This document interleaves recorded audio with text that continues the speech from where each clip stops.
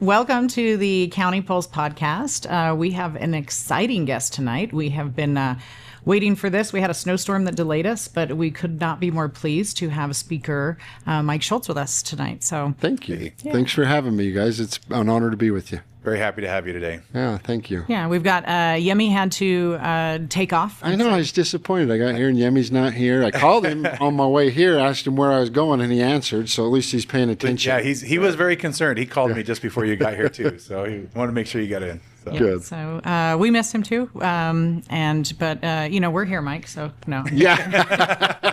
You're like, I'm chopped liver. Where's Yemi? Yeah. It's fine. So I don't know how you're still standing. Right. We're on the last week of the session here.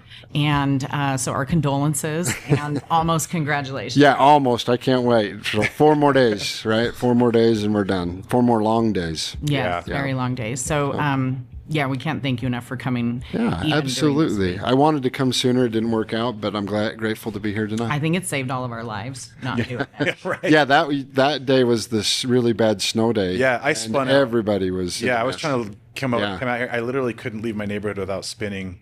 And I was in a truck, 4-wheel drive. Like, I don't know. It was crazy. Yeah. So. I had my children, no joke, telling me I can't go. I was in just a total killer Suburban A-Lug. Like, I was fine. Yeah. But I could have gotten hit by somebody else.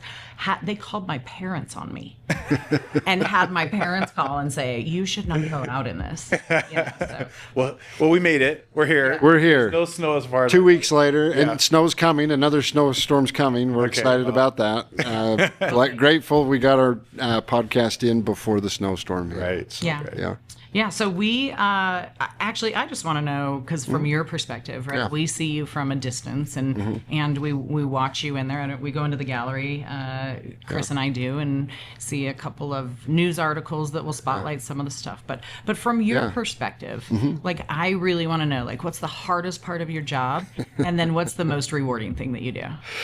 You know, the hardest part of my job is keeping up. Right. Yeah. And one of the hardest part of my jobs is telling people, sorry, I don't have enough time to meet with as many people as what I would like to meet with. I really, truly make an effort to meet with as many possible people as I can, because getting insight is important to me. Hearing everybody's perspectives on different issues is important, and that's how you learn, right? And so not having the opportunity to meet with as many people as what I used to be able to meet with is what's hard. But I still really try hard to get out and meet with groups of people, and that helps, and I like that. So the most rewarding part of the job is when you've been working on something for a long time, and because I'll just say the most frustrating part of the job is coming from the private sector and being your own business owner and just being able to move, right? Yeah. Business can move, it can adjust, and then coming to the government side of things and seeing how slow it is. There's nothing more frustrating. That's why you see the bald spot on my head when you're in the gallery, because I pulled all my hair out. Okay, it's so frustrating how slow government moves, and so it takes a while to get a good piece of policy passed, and that's the most rewarding part, is when you get something finally across the finish line. That's the most rewarding. And then also having the opportunity to work with the vast majority of the colleagues in the House. The vast majority of the colleagues in the House are just good people. They are. And I've noticed, if you've noticed, there's been a lot of bipartisan support for some fairly controversial bills this year from the Democrat side. And so seeing that kind of happen has been fun, and I think a lot of it's because of what's happened nationally, and this last election cycle. I'm not going to say the Democrats got creamed, but I wish we. Well, I know, but we didn't do so well in the House, right? In the U.S. House of Representatives, I think we're only sitting on a two vote majority right now. That's concerning to me a little bit. I think should frighten us all a little bit, meaning, we need to be careful as far as conservative Republicans, how far we swing the ball the other way, because we could lose that majority and be in a pickle. And but what not do you think be able, about what we've been able to accomplish so far? Oh my gosh, it's been amazing, right? President Trump has just knocked it out of the park. It's like Christmas Day every day. Yeah, and everybody's screaming about Elon and Doge, and maybe some of the things, I wish maybe he would have toned down a little bit. And taken a little bit different approach to things, but oh my gosh, that can needed to be kicked, and boy did they kick it. Yeah, and keep on doing it. And that's what I keep saying to all the people that are like, hey, they're going way too far. Just give it a little bit of time, and let's see how this comes together in a month or two. And I think we'll be surprised with the outcome. I think we'll be happy with them.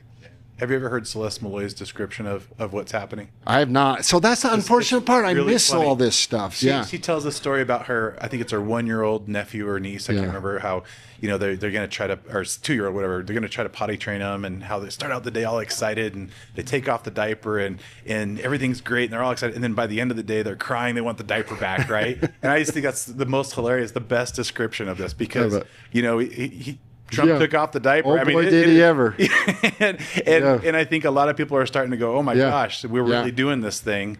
Yeah. And we just got to remember the outcome, right, of what's going to happen here. I'm super excited. That's exactly it. And this needed to happen. And so, everybody can, sideline quarterback it and have their thoughts and opinions. But until you're in it and experiencing it, man, you just got to be careful, I think. But that's what I say. Just give it a little bit of time. Let's see the outcomes. A couple months from now, I think we'll be pleasantly surprised. Yeah, I think so too. Yeah.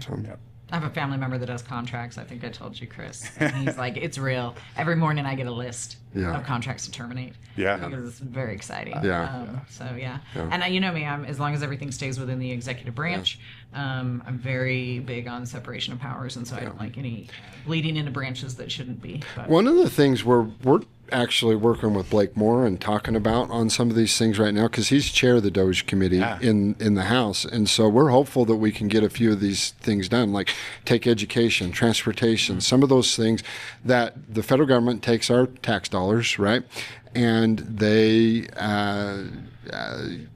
put all these strings around it and then give it back to the states. But the problem is they have all these strings wrapped around it, and rules and hoops you have to jump through, which ends up costing us 20, 30, 40, 50% more than if we just didn't have any, and we could just implement it from a state level and implement it ourselves. And so we've been saying, hey, take some of these areas like transportation and just turn it over to the state of Utah. Let us do it. We'll take 10, 15% less of the dollars that you're giving us today. It's saving the federal government money, but also we don't want the strings that you've been attached to. That's the right way to do it. Right? And the citizens of the state will come out ahead, because we will save so much money not having to jump through all the strings and hoops. So we're hopeful that we're able to do that. We said we'll sign up as a pilot program. So we've been having conversations around that. Maybe that's with the Department of Education on our education dollars.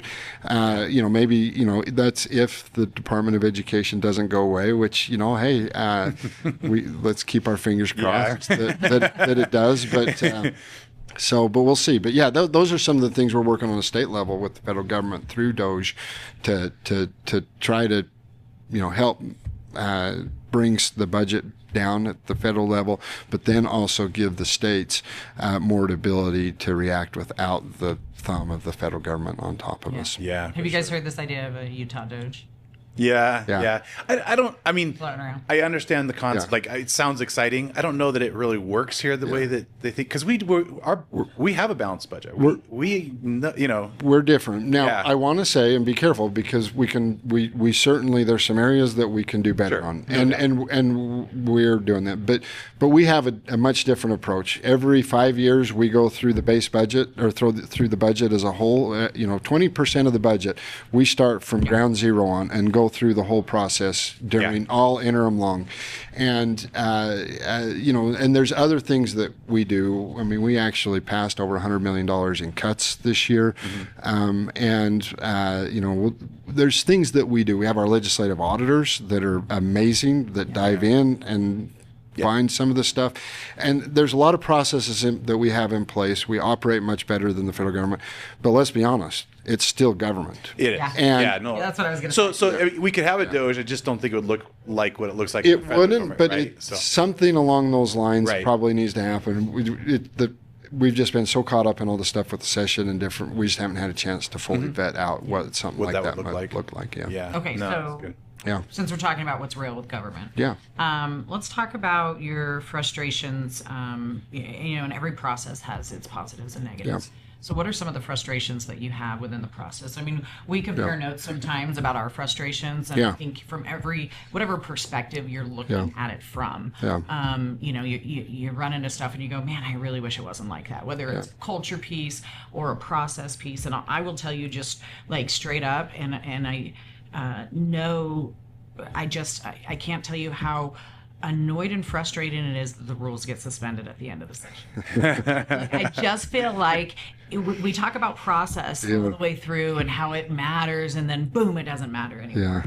And so what are some of the things that you wish the process were? Not putting you on the spot. Yeah. Right. You don't have to agree with me So- on rule suspension. Yeah. But the public does at large. So. Yeah. So let's walk through that a little bit. One of the very best things about Utah, and I think one of the reasons why Utah is the way it is, and I mean, you look at virtually almost every metric out there, Utah is the best ran and managed state in the nation.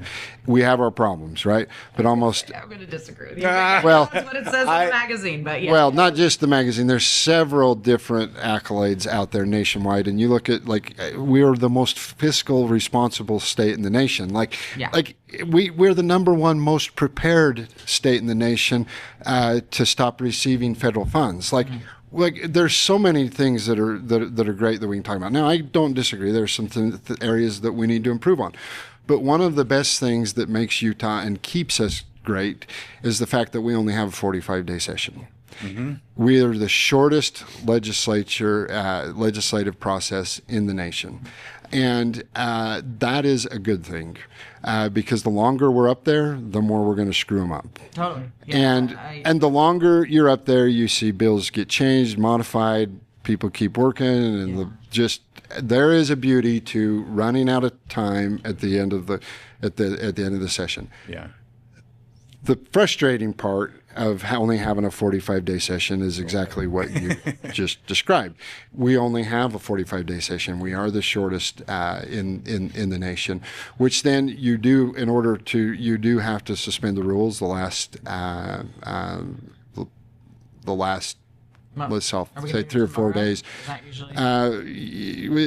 It'll probably start happening here in the next couple of days. Yes, we did a little bit today, but not really. But it does start to happen, and then basically it just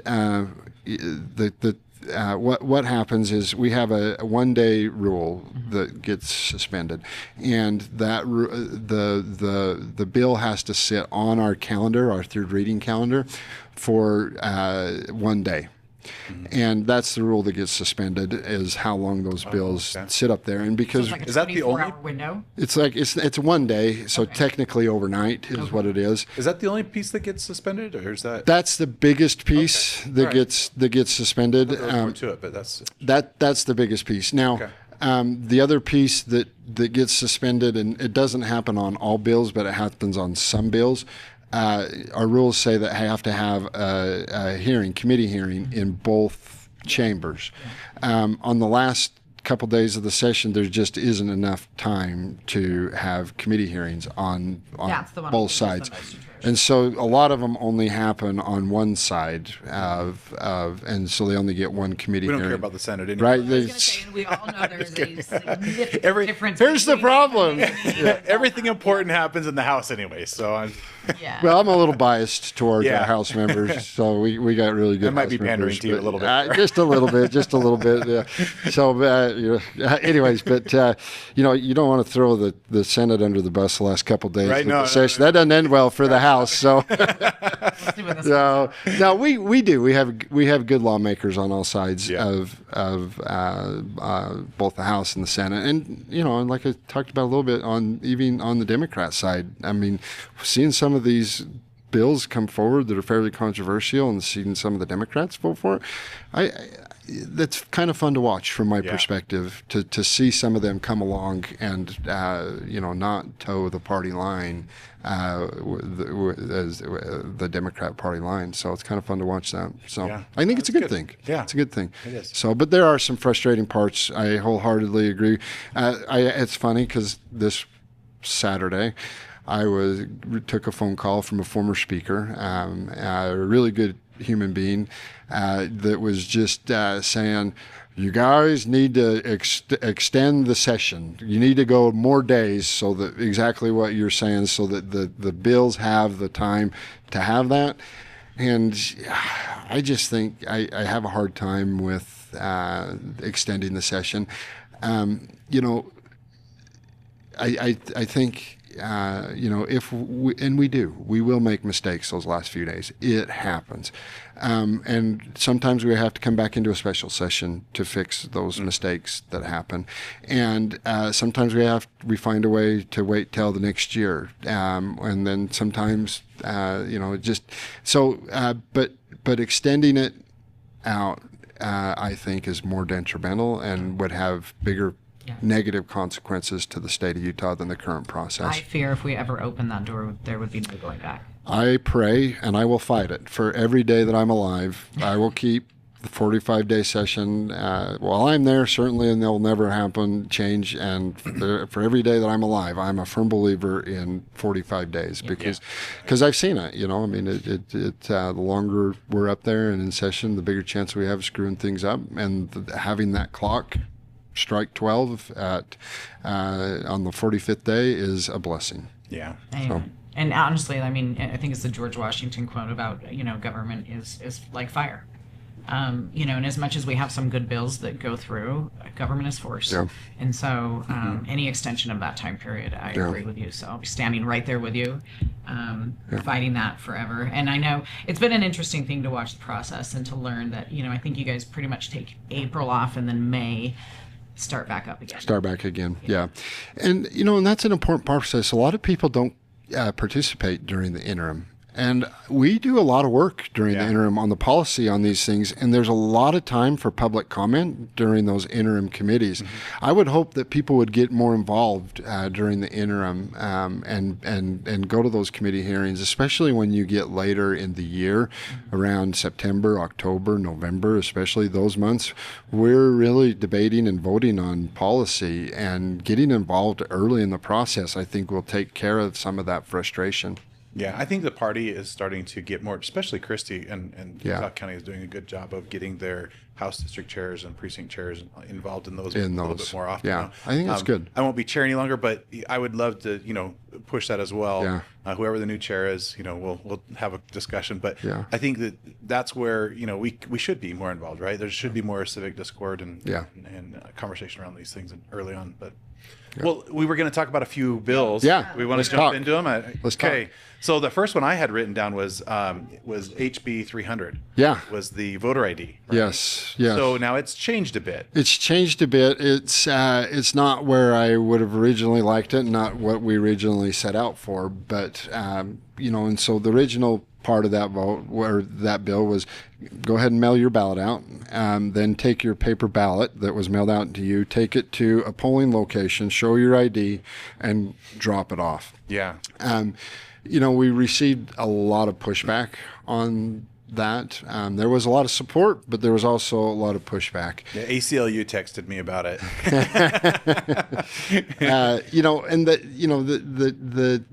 Here's the thing, and I have my little elections card with me. Okay, so I've been passing these out like candy, right? Secure our elections, and here's the thing. We know. Look at polling. People, by and large, vote by mail. People also think that you need secure, show your ID. Yeah. And then they also want election night results. The problem is you can't have all three. Yeah. That's the problem. For me, I actually prefer same-day in-person voting. That's something that I push for. That's something that I like. I think the original 300 struck a pretty good middle balance on that. It's unfortunate, we were not able to get everybody on board with that. And so when that happened, we had to shift course and say, okay, what do we do? And so so we followed the Heritage Foundation. Most of you guys know the Heritage Foundation, good conservative think tank. They ranked Utah 33rd worst in the nation. We just talked about all the things that was awesome about Utah. That was not one of them, right? And, I think I want to say, I think we have really good elected county clerks all across the state, and they do a really good job for the most part. The problem is, I believe the process that we give them was flawed and is flawed, right? And so working to better that process and put more security measures is then where we shifted to with HB 300, and it's still like it. I mean, so if we get HB 300 passed as is, okay, and it passed committee tonight, so that's good news, 5-3. So in the Senate, So I don't remember the exact sub. I'll let Chris look it up while I'm talking. But if we do that, that'll place us on the Heritage Foundation from the bottom third of the state or nations or states in the nation to the top third. We think somewhere around 9th to 11th is where we'll end up. So it really does move us. While it didn't get anywhere near as far as I wanted to go, it does create a bunch of security measures that help us move further in the right direction. Yeah, so it's on the third sub, third sub. That's less than I thought it would. Yeah. So. And I want to say that I am really grateful because I feel like there was a response from the legislature with this outcry on elections, and it was really nice to see. Now there were a lot of election bills that came through because everybody kind of had their flavor and their idea of what they wanted, and I kind of wish I could have taken bits and pieces of each one and put them into. But I was really grateful to see the reaction from the legislature. Subjects tend to cycle, and I felt like elections wasn't due for another cycle, but because there were some needs that arose, and the legislature was responsive to it. So thank you. Well, no, and I we didn't go anywhere near as far as what I think many of us thought we should. But I also think that there's a process, right?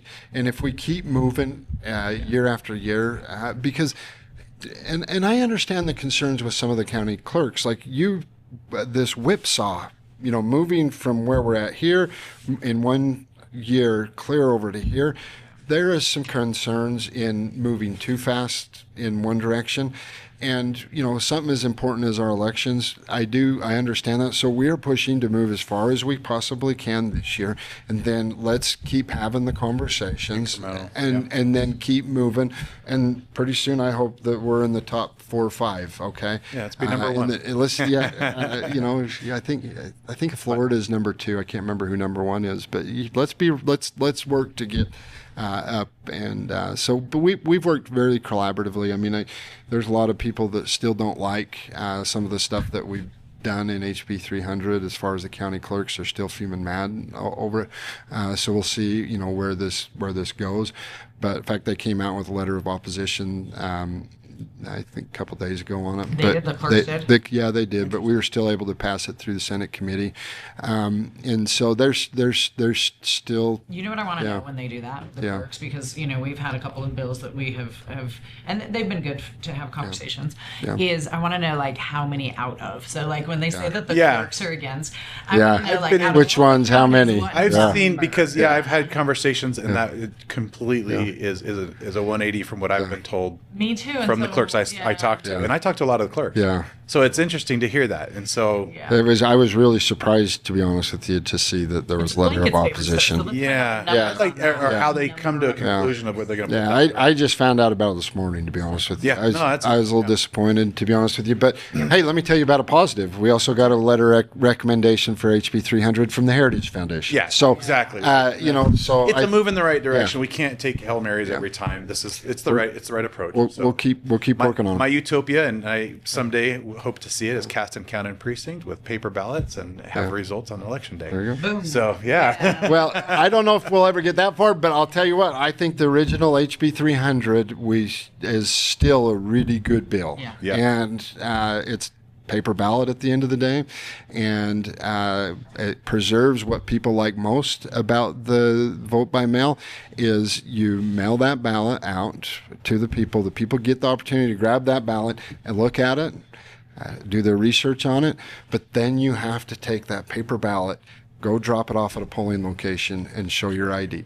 Yeah. And, I think we were talking somewhere between 5 and 8 days. Look, most people are going to be driving by those polling locations within the 5 to 8 days anyways. The concerns came up, what do you do with the people that can't get around or can't? There's still options out there to where they can still opt in to a vote by mail system and a vote by mail process. For those that are in rural or for those that just like vote by mail, you can still opt in, right? But let's have the majority of people dropping their ballot off our default position, what our standard is, the default position is dropping our ballot off and showing ID.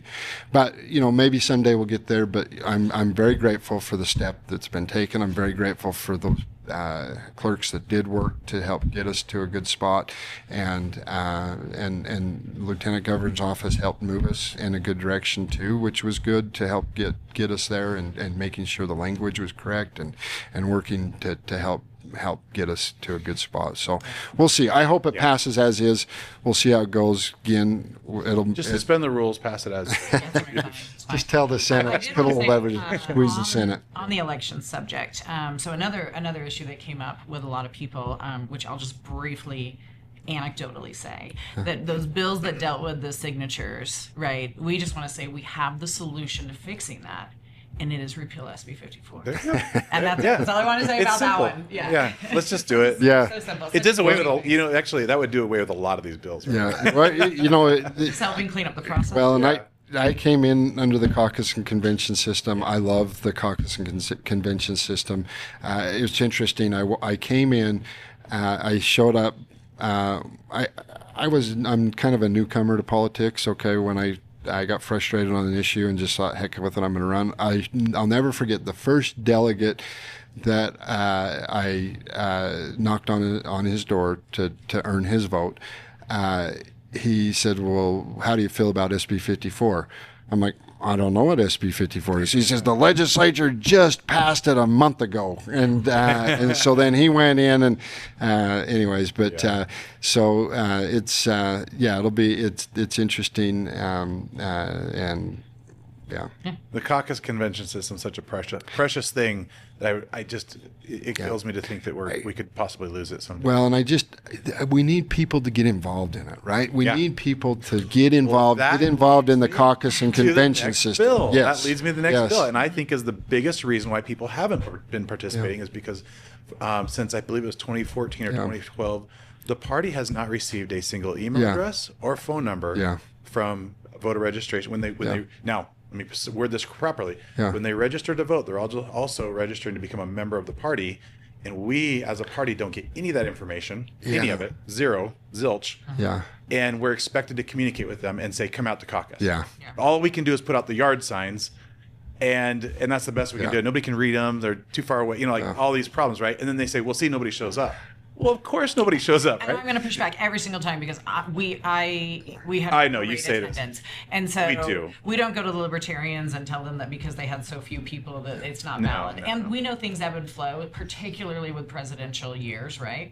But I wanted to say that the information that you just said was so astounding to me that even when you just said it, I remember when you told me it, I was just entering. Nobody believes it. You know how when things are where you were physically. I was driving into AF Canyon and I remember being on the phone. I go, Chris, what do you? We don't get phone numbers. I've had people say I'm lying, and then I show them, and they're shocked. Is that fascinating? I did not know until right as we were talking before the podcast started that you didn't, as parties and county party chairs, you didn't get that. I had no idea that you didn't get that information. Most people don't know that. We send pigeons to communicate with our people because we get nothing else. They're patriotic pigeons, but they're No, HB 270, which is Trevor Lee's bill.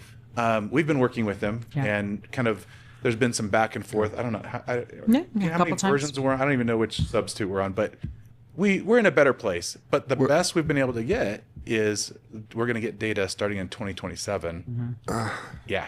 Why 2 years from now? Because there's a time period where they have to notify people that this is changing, privacy, but the fact is, this is the way I see it. I'm joining the party. Yeah. I did it on my own. I chose to join the party. Yeah. I expect them to communicate with me. I think that makes sense, to be honest with you. It surprises me that, one, it surprises me that you didn't get it. Two, that now you don't get it, even if we pass a law till 2027. I don't understand. It seems like... Well, the debate and the back and forth on that was pretty... We met, 3 or 4 times? Yeah. Well... Keep pushing. Thanks for what you're doing there. I think that makes a lot of sense to get the parties the information. I'm excited. I think we've got consensus for the most part. We do. We do. We'll see. I think it's in committee tomorrow. Yeah. And hopefully we'll be able to get it. And the frustrating part is that people will get upset with us because we don't communicate. And for some of those people, we can't. Yeah, it's like, I guess we can send you a political mailer. It's interesting. I was literally going through my emails. I'm always like 1,000 emails behind. I'm going through my emails as chair, and I got all these people getting mad at me for not communicating with them. It's like, well, you don't even know. Well, it'll be good because I do believe that we need to get more people involved in the caucus and convention system. If we get more people involved in the caucus and convention system, then more people will see the benefit of having a caucus and convention system. I don't know where you guys go to caucus, but we're doing great in Utah County. Well, we're doing great too. We should be doing better. Yeah, you look at the statewide numbers, and there's just not, and the amount of registered Republicans, and it's a very small number of Republicans that participate in the caucus convention system. I'd like to get more I think Republicans. we double that at least with this bill. If that happens, that would be amazing. I really do. Yeah. It's such a big difference to be able to communicate. I think if people get involved, they'll see the benefit. You wouldn't believe, and I go to Washington County on a regular basis and talk with the GOP down there and others, and then I'll just go to different events. Like I said earlier, I like going and talking with groups of people and understanding what their concerns are. And it's amazing to me how many people I've heard that moved to Washington County, that got involved in the caucus and convention system, that now love the caucus convention system and say it's unique to Utah. They didn't have this where I came from, which it is. It is unique to Utah.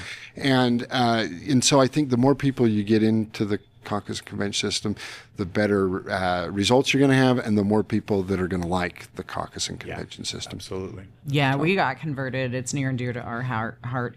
And also, every single one, except for I have one representative that did not go through caucus convention. Their entry point was through caucus convention. And so I always like to remind them to just, please appreciate the path in which you came through this, and we have to leave the door open for others who come after us. Caucus and convention system saved me from 2 primaries. Yeah. And I'm grateful for that. Yeah. So. Good deal. Well, another bill that's along those lines is the House Bill 445. Are you familiar with that one? Is that Representative Fiafia's bill? Yeah. I do vaguely remember that. Give me the details. Well, it basically... The main thing that it does is it requires a deadline for tabulation. Yeah. Right. We're not. Yes, I remember that. Election month. Yep. Trying to get them on election night. Getting the results sooner. Yeah, I think it was in 2020 where I was trying to be down at the clerk's office every day while they were counting, and it ended up being 2. I think we almost went into 3 weeks. Where we were still counting, and it was crazy. Yeah. And it was better this year. Yeah. I think we got it down to 12 days or something like that. Yeah. But it's still, way too much. It is. And I think part of HB 300 will help with that as well, because part of that, there's another way to identify, and that's your last 4 digits of your driver's license on the ballot as well. So they can verify that much faster than a signature. So there's some benefits there that I think will help. Well, and I think that's important because I don't think signatures... Nobody trusts signatures. That's we have 3 legislative audits that now say that signatures are probably signatures are problematic. So, yeah. Especially this next generation who doesn't have a history of signing physical paper.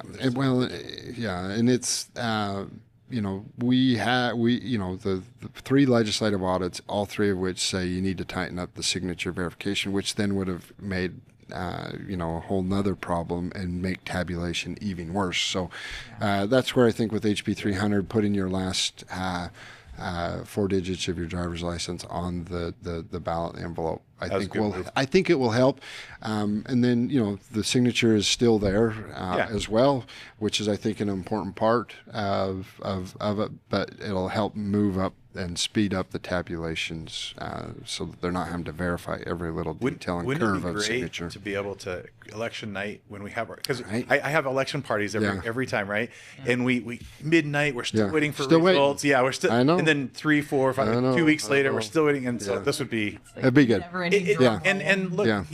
for people who are concerned about election Yeah. integrity, they go, well, they're just out there looking for more votes.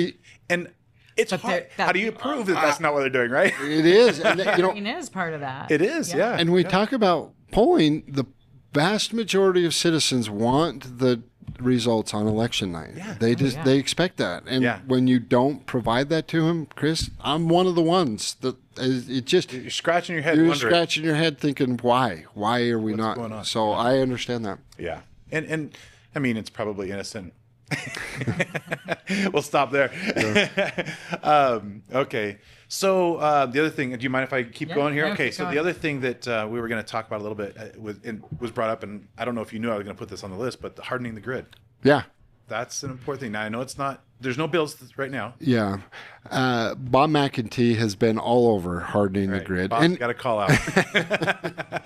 and he's not wrong on it. No. He's right on it. And I'll be honest, and I've told Bob this. The first time I kind of started hearing about EMPs and different things, I was like, yeah, I don't know that you need to worry about it, right? Seems sci-fi, right? It did. It seemed like, until I went out to Little Mountain. Do you guys know where Little Mountain is? It's the bottom of 12th Street in Ogden, right out next to the Great Salt Lake. And the federal government has a facility out there where they test EMP blasts. Wow. No way. And I had it's mostly classified. And Well, now it's not. well, they would not share anything with me, and that's my point. They're like, "Yeah, this is real. You need to worry about it." And I'm like, and they do all these studies out there, how far you need to bury something, how thick the metal needs to be, the different types of EMP blasts that can, and they're like, "No, it's a real deal. You need to be thinking about it." I'm like, "It's wow." And so I remember. The next conversation I had with Bob, I'm like, Bob, you were right. We need to be having more conversations around hardening the grid. And, the thing is, again, part of the benefit to Utah and one of the curses, but the benefit, we only have 45 days. One of the curses is there's things that we don't get the opportunity to talk about, like hardening the grid. We have so many other problems right now with energy in the state and in the nation that that we're so focused on right now, and it just hasn't had enough traction yet. But it needs to, and we need to have those. So Bob, keep on it. Keep pounding on it. You're right. We need to do it. Absolutely. All right. Well, I know we're probably running low on time, but the other thing now, the word came out recently that unfortunately Mia Love is not doing well. Mia is one of my inspirations. When I first got involved, I met her. She was the very first politician I actually got to meet, and I was ready to stick it to her, and I loved her. I came out of that meeting going, "Oh my gosh, I love Mia. She's awesome." Anyway, so tell me what are your feelings? I didn't even know that she was sick until yesterday, I think, and I saw the news headline on yesterday, and Mia and I came into office together the same year, and I remember having the opportunity to meet Mia for the first time and watching the excitement, right? Around Mia running, beating, I think it was Doug Owens, beating Doug Owens. And I'll never forget that excitement. First African-American black female from Utah. And the attention she got when she went to Washington, D.C., it was just a neat opportunity for Mia and for Utah. What she did for Utah was amazing. And I'll never forget it. I can't remember. Mia went to bat with President Trump to get one of the hostages. It was a Utah citizen. Oh yes. I cannot remember what country they was being held hostage in. South America, right? South America, somewhere in South America. It was South America. And Mia went to bat. President Trump, on Mia's behalf, got that person released, and that was Mia. And President Trump actually told me the story about how Mia's dedication to that. That's cool. And so, anyways, it was fun. She's amazing, and she really helped put Utah on the map with our federal government, and a lot of excitement there. And my hearts and condolences go out to her family. Yeah. No, that's something that it was hard to hear, and same here. Condolences to the family, and hope. But hey, Mia's not going to be forgotten. Never. No, I agree. No. Agree. What else you got? That's all I had on my list. I went through all my list all at once. All right. Well, I have two that are controversial. We'll take those really quick, and we can. So SB 300. SB 300. It's the party bill. Oh, the other one. Yeah, that the party's pretty interested in. And so we'll see what happens tomorrow. So SB 300 is the idea that the SEC, which normally votes in some special elections, that they would have to have that be with the delegates. And so that they would bypass the SEC and have the delegates run those special elections. And so obviously the party is opposed to this because anytime we hold a special election of that size, we are into it the tune of about $25,000 on it. And so part of it's financial. Yeah. Yeah. And the other part is, just kind of messing with the system that we feel like there no doubt there's been some struggles with the SEC recently. I feel like we're on the upswing. Honestly, I think we've been doing really well. I think they've gotten a lot of bad press, but the reality is I think they've done really well. So this is I don't the first mean time. on this subject. I mean just recently. There's been some bylaws that were passed at Central Committee meetings. Regarding this bill must still be in the Senate because I've not heard about this bill yet in the House. Moved recently. That's why. Yeah. It just passed the Senate. Yeah. It just passed the Senate, so it just came over to the Okay, so I've not heard about this bill yet, and so this is interesting. So it takes power from the SEC and places it in the delegates. Is that what it does? So let's say you've got a statewide election, AG, right? Yeah, the last one that happened, I think, was the treasurer. The treasurer, Marlo Oaks, right? And so we get the SEC together, who are elected by the delegates, right? There's about 182 SEC members.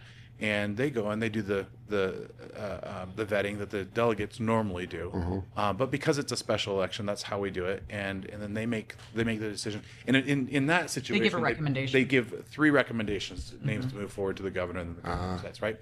But this bill changes it so that the delegates do that. Now, you talked about the money. To me, it's even more important. We've got 4,000 plus delegates that we've got to round up.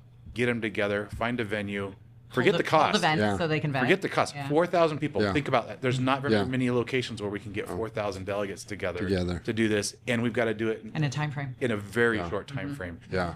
Just our regular convention. I've only got 1,500 delegates in Salt Lake County. Getting them together in 45, 60 days is hard. Yeah, and I remember the Chris Stewart, how hard and everybody scrambled, and that was just not statewide. That was CD2.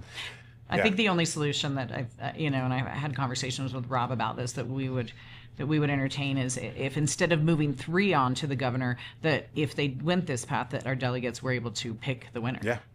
And so, that would be. I've heard that too. I still don't see it as viable, to be perfectly honest. I don't know how we do that in a very effective way.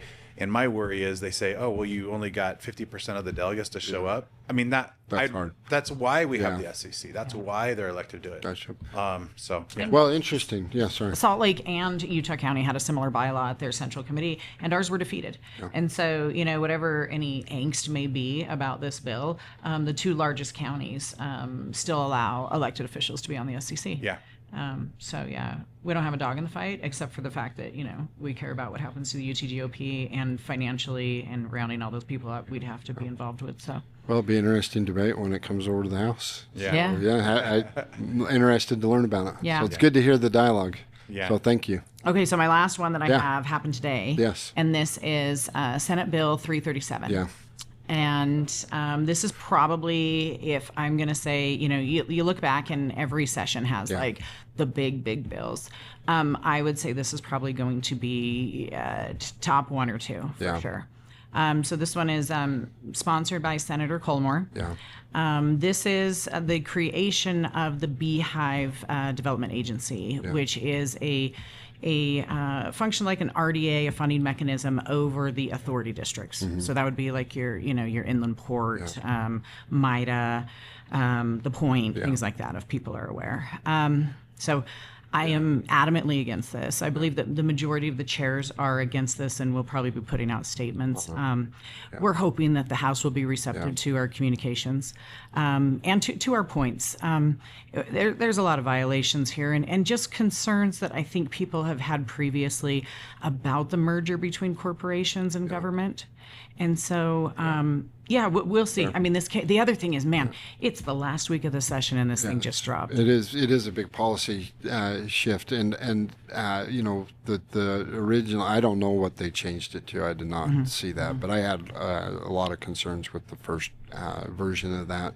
I shared those concerns. I know Senator Colmore had some similar concerns, and so I have not followed that bill. I know they changed it today, and so I have no idea what it got changed to, but we'll see what happens. I've heard a lot of concerns around that. I did some comparisons on them, and I actually think it got worse. I hate to say it. Oh wow! I was being told otherwise, and so I decided to dig into it. I actually got worse. I feel like my concerns were amplified. I reduced some limits that were in place that would.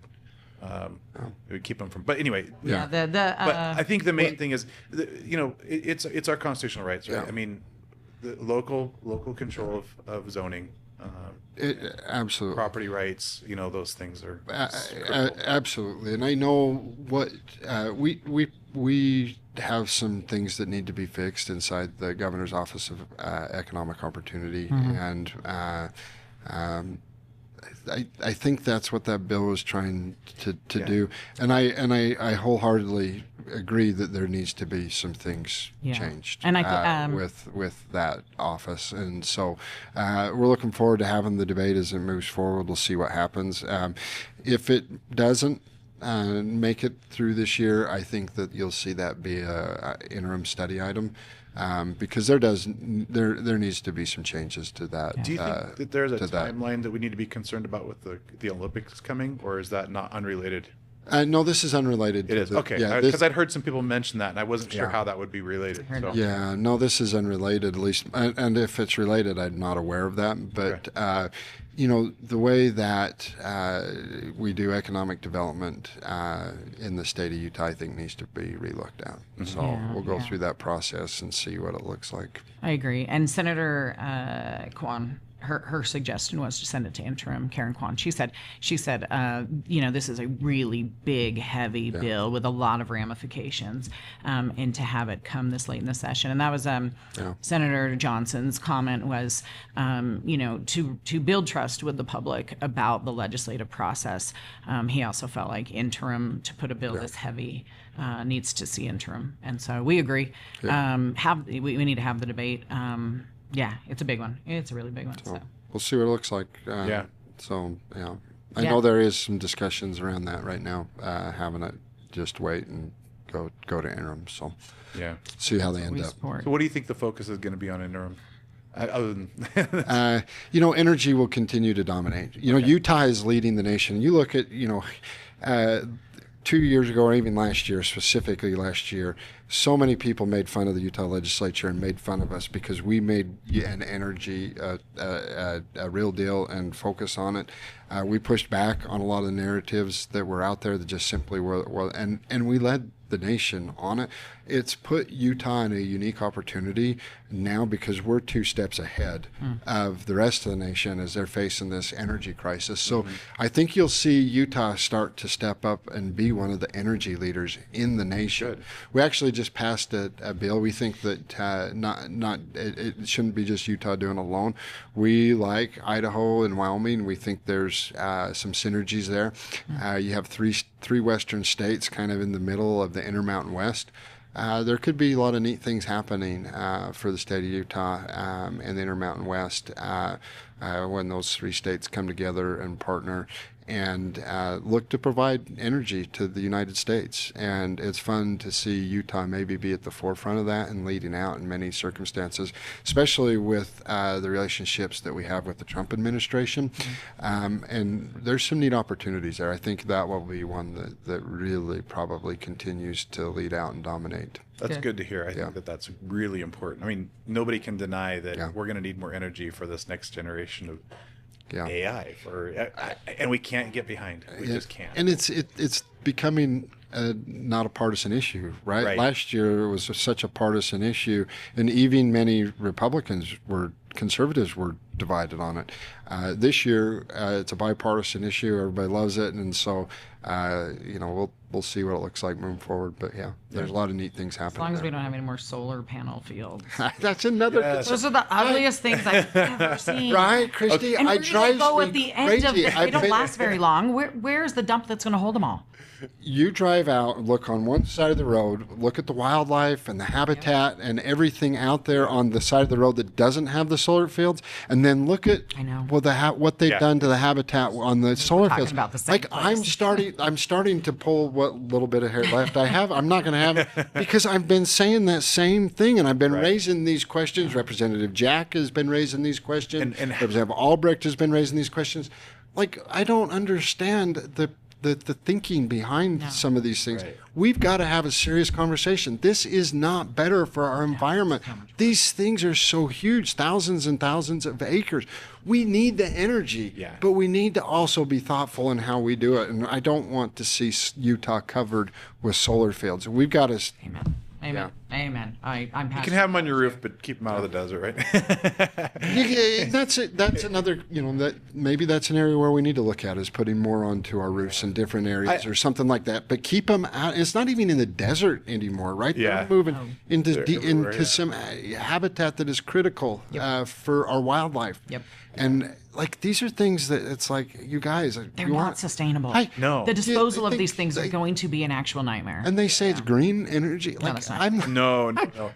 What world am I living in right now? It's not. I drove to Richfield and I was like, what have they done out here? I know. We've got to keep pushing back on some of these things. I agree. And, to take a leftist term, it's not sustainable. Yeah. Yeah. I mean, nobody thinks about where's that trash going after the fact. Yeah. So there are definitely better options. Yeah.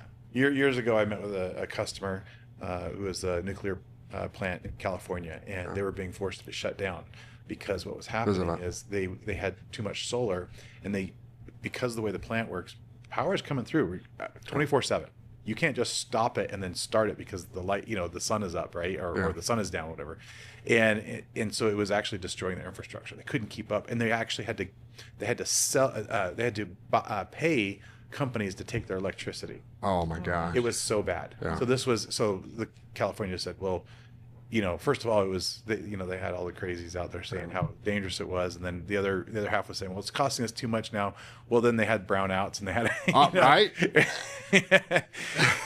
It's just mind-boggling. So this is fun. Yeah, cloudy day. What do you do, right? You get a cloudy week, you're in big trouble. Oh yeah. Yeah. So my children. So I'm a nerd, as you know, and we've celebrated Tesla Day at my house every July 10th. My children, who are older now, just barely realize. Like my youngest said, I said to somebody a couple years ago, like in junior high, like, what are you guys doing for Tesla Day at your house?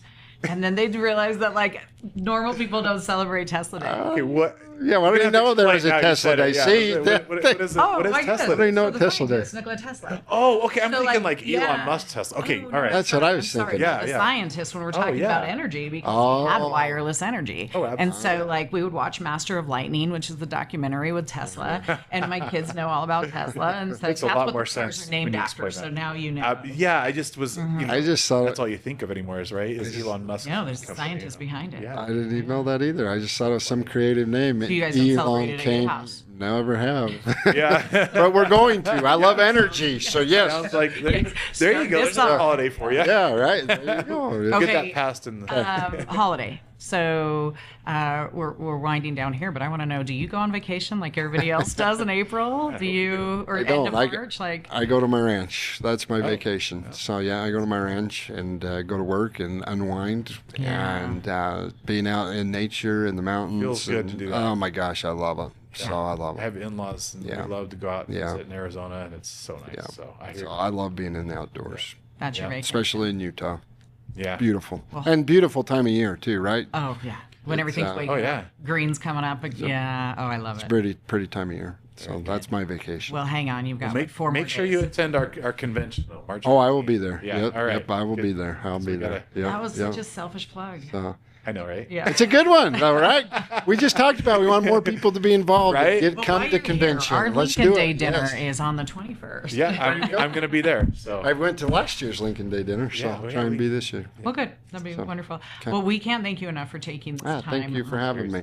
Crazy week for Yeah. you, Oh, yeah. always That's great. good. and for letting us ask you some of the questions. Hey, absolutely. Absolutely. Anytime. Thanks I'll for all come the work back. you do. You Thank will? you. Yeah, no, we have a really good state. We're not perfect. There's a lot of frustrations, and rightfully so. Sometimes I get really frustrated with the government and with the legislature, and so I understand. But I think most importantly, we really do have good people, just trying to do what they think is best and doing it for the right reasons. And I think that's what makes Utah one of the best states in the nation. I agree. And can I just say that from the party's perspective, our goal is to build a bridge in that area so that we can help our reps. You know, there tends to be, and for good reason, there's some jealous guarding of turf, which is fine. But the more that we can assist in that, we feel the same way. We feel like the majority of our reps are good people trying to do the right thing. And thank you guys. Right. Thank you for being involved. You guys take a lot of brunt and a lot of crap, and we appreciate the work that you guys do, because we wouldn't be able to serve and be there without the work that you guys do on the party side. So we really appreciate it. And I'm sad we missed Yemi. So Yeah. Well, next time. next time we'll have Next time. So thank you to all the county chairs out there, Yeah. and state chairs, and vice chairs, and everybody that precinct chair, volunteers, everybody that comes in to try to help. Yeah. It's amazing. So thank you all. Well, we thank you. And ready to wrap up then? Yeah. All right. Well, I'm just gonna say it. Do it. Thank you. Thanks for joining us. Thank you for being here, and we'll have another one in another week. So, Yeah. We'll be Okay. back. Sounds good. All right. Thank you. Take care. Appreciate it.